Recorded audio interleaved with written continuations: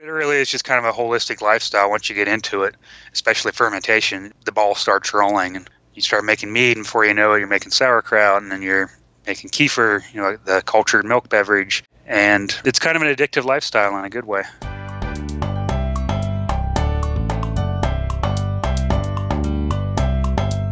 Welcome to the Wise Traditions Podcast, sponsored by the Weston A. Price Foundation for Wise Traditions in Food, Farming, and the Healing Arts. We are your source for scientific knowledge and traditional wisdom to help you achieve optimal health. I'm your host, Hoda Labrador. This is episode 53, and my guest is Jereme Zimmerman. Jereme is the author of Make Mead Like a Viking, and in today's episode, he gets into it. He unlocks the brewing secrets of the ancient Norse, and he explains how homebrewing mead can be not only simple, but fun. You'll learn lots about this unique fermented drink and Jereme's own story about how he got into this natural homesteading lifestyle. Before we get into the conversation, I want to stop and say thank you. You have been a wonderful support in this first year of the Wise Traditions podcast. We have over 220,000 downloads to date, and it just blows my mind. We are thrilled that you are loving it, and we are too.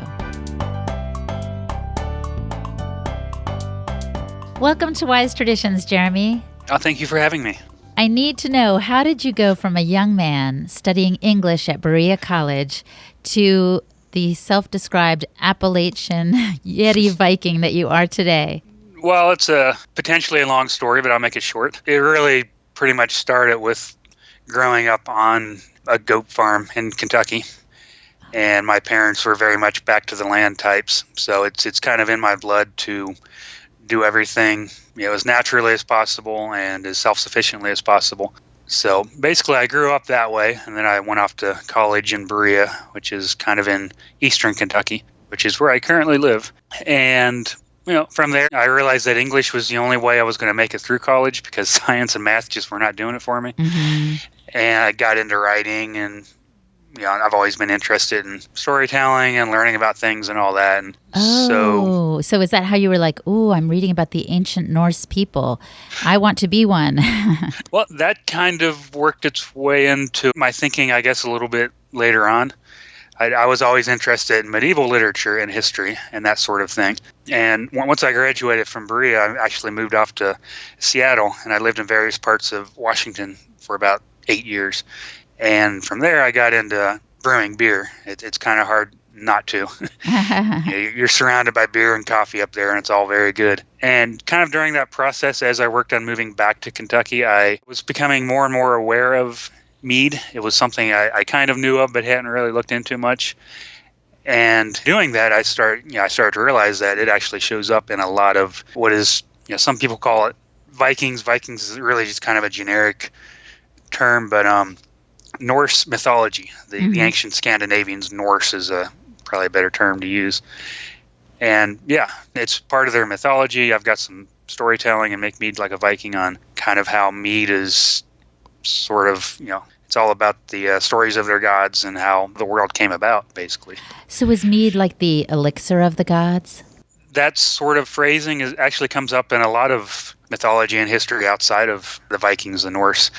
For them, actually, it's a story that to really give it justice, I would need to give it a little time. But basically, Odin, who's, one of the major gods, he essentially stole mead from the giants. The giants were actually, the gods and the giants were always in an ongoing war. It's basically chaos versus order sort of thing. And during all that, Odin discovered that the giants had this recipe for mead, for fermented honey.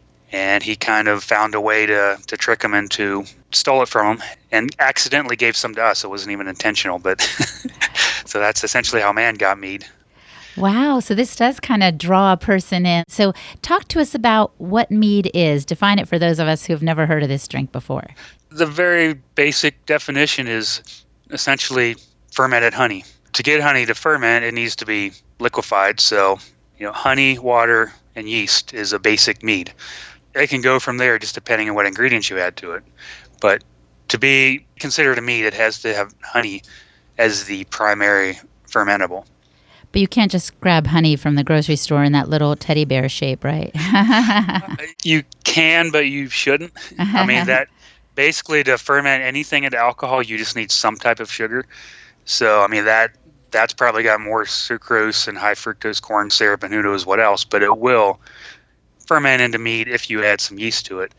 But good, raw, unfiltered, unpasteurized honey actually has dormant yeast and microbes and will literally ferment on its own with just a bit of a liquid added, generally water. Tell us more about the benefits of that raw honey that you're starting with. Well, I mean, raw honey in general is just an amazing product. I mean, for millennia, once man kind of discovered it and started knocking hives down from the trees and that sort of thing, even in indigenous cultures today, and more modern cultures are starting to rediscover the amazing amount of benefits it has. I mean, not even just health benefits, but it's full of all kinds of microbes that can be used as essentially a natural antibiotic. It was used for wound treatments and that sort of thing.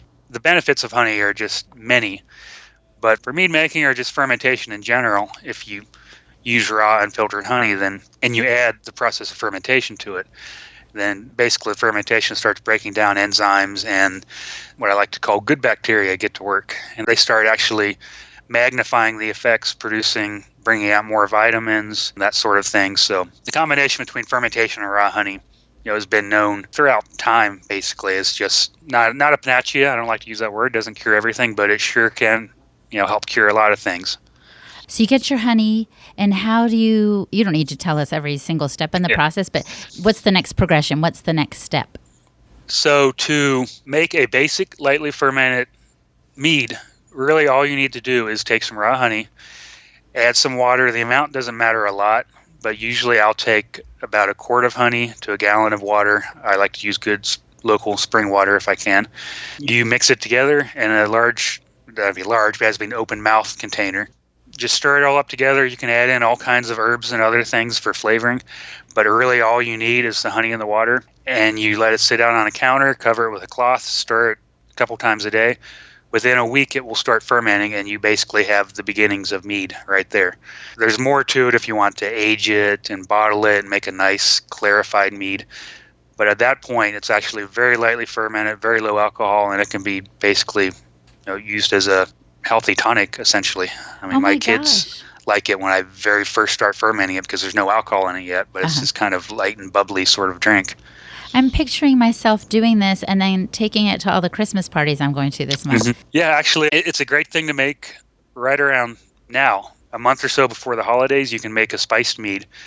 And I like to do that by adding things like cinnamon and cloves and allspice. You don't want to overdo those because those are all very strong herbs. But if you start one of those fermenting and within, you let it go, not even bottling it really, let it go no more than, say, a month, then you'll have a spiced mead that you can bring to parties, and it's good to make into a punch, and it will be somewhat alcoholic. By about a month, it might be 6-7%. Basically the percentage of beer. I see. But now tell me, you make it sound so simple, Jereme. Why have I heard that home brewing requires like certain materials or chemicals? What's the scoop with that? Well, it's one of those things that it can be simple or it can be complicated. It just depends on which you prefer. And unfortunately, with the home brewing boom, which I think is great, it got to the point where a lot of companies were wanting to produce and sell products. You can't blame them for that, but all these things started coming into the market that, while very helpful, depending on your viewpoint, a lot of it is great to have, but people have been fermenting mead and all the other kinds of alcohol with just basic kitchen equipment. It's really just the past 50 years, the past century, that all this extra equipment has really started to become what people think should be the standard, and it really doesn't need to be. Now, if you want to age it and that sort of thing, it does require some specialized equipment, but it can be simple. You can keep it simple. Well, I bet a lot of people who've read your book, Make Mead Like a Viking, are doing it the simple way. And what have they told you about their own experience trying it? Well, I've had a number of people who started the same way as I did, using the more modern home brewing manuals and all the equipment and chemicals and everything, who had been doing that, for quite a while. And they said when they read my book and read how it can actually be done without all that, I've had pretty much mostly positive comments from people who come back and say, hey, I've been doing it your way, and I've made some of the, maybe not some of the best meads, beers. I've got beers and wines in there too, but I've had a lot of positive feedback about how they like my simple approach and have tried it and it actually works.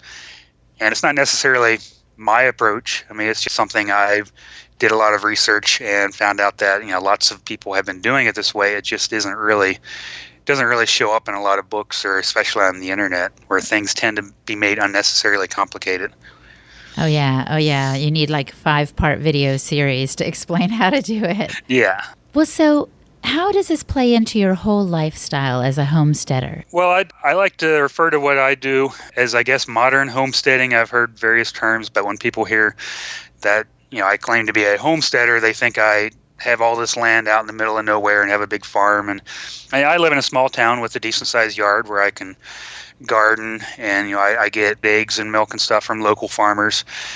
So it's kind of a movement, because I know a lot of other people that are doing this too. From like a small apartment to an acre to a full-on farm, where you just produce what you can with what is available. Mm-hmm. So in my lifestyle, I have a relatively small garden. I'm not the best gardener, to be honest. I tend to grow more weeds than vegetables. But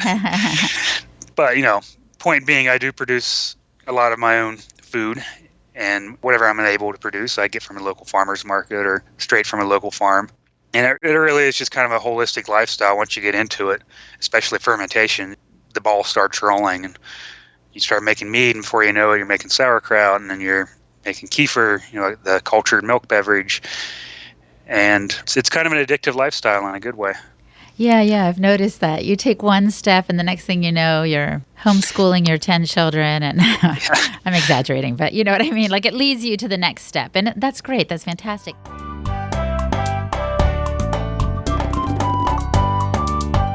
Hey, I want to talk with you for just a second. You all are a part of the Wise Traditions community, and I want to connect with you more. And there's a way we can do that. Whenever we post episodes, please tell us what you think. You can post comments on Libsyn, social media, or on the Weston A. Price Foundation Facebook page. If you like the show, just share it. If you're not a fan of a certain episode, tell us why. We really want to engage with you more. Follow the Weston A. Price Foundation on Instagram, Twitter, and like their Facebook page. Let's engage more. Looking forward to it. Hey, and another way you can do this is through our Patreon account. We just set it up. Not only is it a place where you can donate to this podcast effort, keeping us on the air and all that good stuff, but it is a place where we can engage with one another more. When you become a patron, you help us keep everything going, like I said, and you enable us to get it out to even more people. But lastly, you can benefit from behind-the-scenes content and opportunities where we will poll you and get your feedback on what we're doing.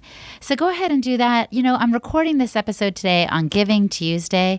So if you are loving this wonderful content, please consider giving back to the Weston A. Price Foundation. Go to their website, westonaprice.org, and click on the donate button, or just go to patreon.com and make a gift of any size. Thank you.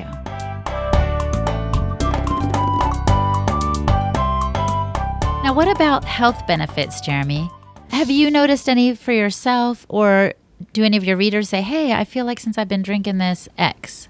With me, I think the one thing where I really first started noticing a health benefit was with my digestion.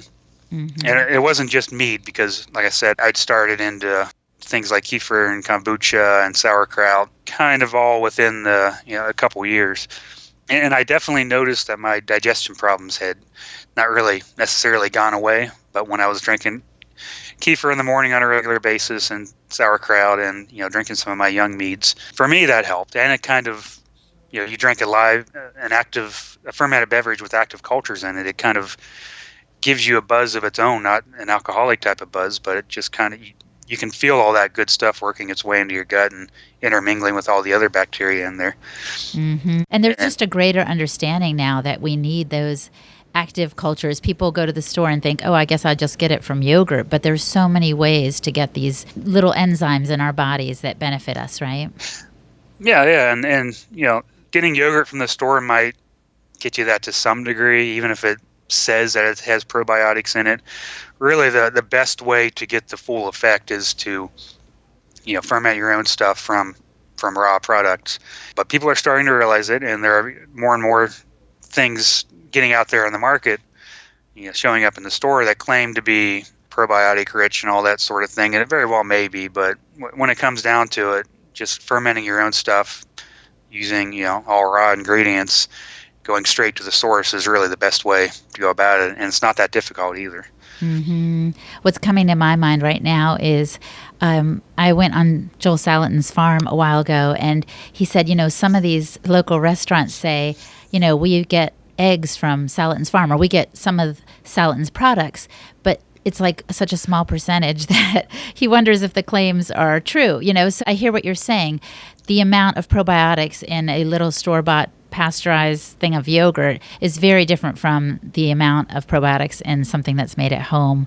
Yeah, and to be fair, there are a lot of people who are selling at like local farmers markets who are basically producing products at home from their raw ingredients, and you're getting pretty much the same thing as what you would have made at home. But once it starts getting packaged and has to go through all the FDA stuff and everything, I mean, there are certain things that they need to do to keep things, quote unquote, safe for us, just because of the perishability involved in that sort of thing. Well, that's what I wanted to ask you next is, as a new mead maker, what mistakes might I make that could kill me? As far as what could kill you, the only thing I could think of is drinking way too much of it for the alcohol could kill you eventually. But that's actually a timely question. I just posted a blog on my website yesterday. My website is just my name, Jereme-Zimmerman.com. And I titled it, Wild Yeast is Your Friend. I had used that phrase in one of my presentations. I go to Mother Earth News Fairs and present. What it is I basically did an in-depth kind of troubleshooting guide for mead making. And I touch on how I do often hear in things like online forums that, wild yeast is potentially dangerous and it could ruin your mead or it could kill you. And I've done a lot of research into this. It's like any other type of fermentation. Fermentation is actually it's even been scientifically proven. I think the FDA has even done studies that fermentation is the safest type of preservation out there.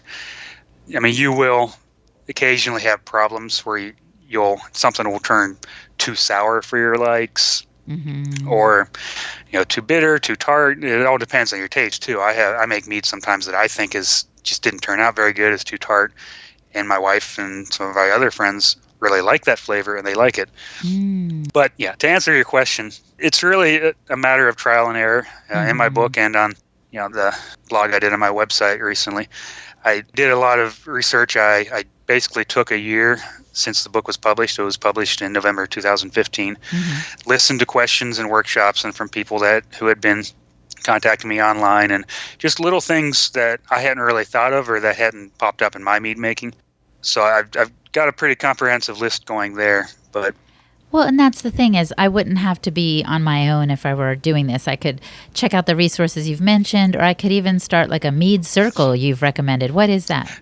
Yeah, it's something I learned of from some friends in Asheville, North Carolina.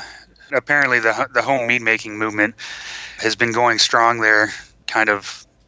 I don't want to say underground, but it's really just a bunch of home mead makers who would get together, like say once a year, and just sit around in a circle, and all these people would pass around various types of homemade meads they made and sip on them, and talk about how they made it, and just kind of it's a very cultural sort of thing, and that's actually very traditional too. I mean, fermentation used to be a very communal thing. People would they'd get together, and the community would get together, and they'd, kind of sing and dance to bring on the fermentation gods, essentially. And then when it came time to drink, it wasn't just your local bar. It was just people kind of sitting around, and it's almost a meditative sort of thing in a way, I guess.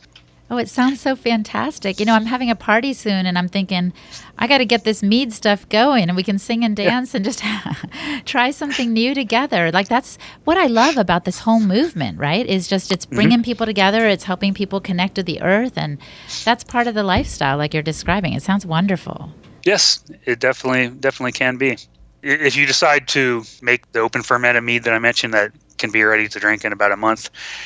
To go back to your other question, the one thing I will warn you about, and listeners about if they decide to make it that way, it will eventually turn to vinegar if left in open air. That's kind of the main thing to keep in mind, because essentially when you're brewing in that open container, it's in what the chemists would describe as an aerobic environment, so with air. So all that air initially is good. It's helping all that wild yeast come alive. But once fermentation kind of slows down, then it will start turning sour and eventually turn to vinegar, which you can then use for cooking. So you don't want to toss it. At that point, you hold on to it and put it in a mason jar or something, not tightly closed, because it is still fermenting. And if you put it in a closed off container, it will explode. Oh, okay. Good to know. Yeah. That could kill me. That could kill me if I'm standing too close, probably. It can. I've heard stories. I occasionally in my cellar will have something I've had a corks pop or the bottom of a bottle burst out. But I've heard stories about people bottling too soon and coming into their kitchen, which, fortunately they weren't there, and finding shards of glass in the wall. And so basically, while it's continually fermenting, if you want to age it long term and not turn it to vinegar, you transfer it to an anaerobic environment without air.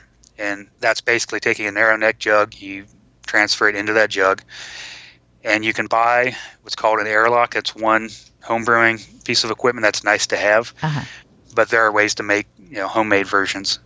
And all that is really doing is keeping outside air from getting in, turning it to vinegar, but allowing all that CO2 to escape so it doesn't explode. Okay, I see. A balloon can be used instead, I've heard. A balloon? Yes. Okay, I'll check the website for that. So I want to ask you a final question. I don't even know how it applies, but let's see what you have to say. My final question is, if the listener could only do one thing to improve their health, what would you recommend that they do? Well, just start fermenting. It doesn't matter what it is. I mean, I like to baby steps. It's just start with one thing and see where it goes. But my recommendation would be sauerkraut. Start making it's very simple to take cabbage, chop it up, mash it down, let the juices kind of come up. I mean, that's another process on its own. But I'd say start with sauerkraut, start with mead, start with kombucha, whatever works best for you to start with. And if you just do that one thing, then you've already done something to really help your health along. That's right. Just give it a try. You're not going to die. Chances are. Exactly. All right, Jereme. Well, thank you for our conversation today. I really enjoyed it. Oh, thank you. My guest today was Jereme Zimmerman, the author of Make Mead Like a Viking. To learn more about mead making or any of the things we touched on in today's show, go to his website, Jereme, spelled Jereme, Zimmerman.com, or just go to the westinaprice.org website and click on podcast and go to the show notes for episode 53. Oh, and a huge thank you to Podcast Village for your support of the show. Podcast Village is all about training, producing, and promoting podcasts. We love you guys. Did you know that there are Weston A. Price Foundation chapters all over the U.S. and around the world? Chapter leaders help you find good food in your area, and some have meetings you can attend. Go to our website, westinaprice.org, and click on Find a Local Chapter to see if there is one near you. Wise Traditions is brought to you by the Weston A. Price Foundation for Wise Traditions in Food, Farming, and the Healing Arts. The content of this podcast is provided for informational purposes only and is not intended as a substitute for medical advice.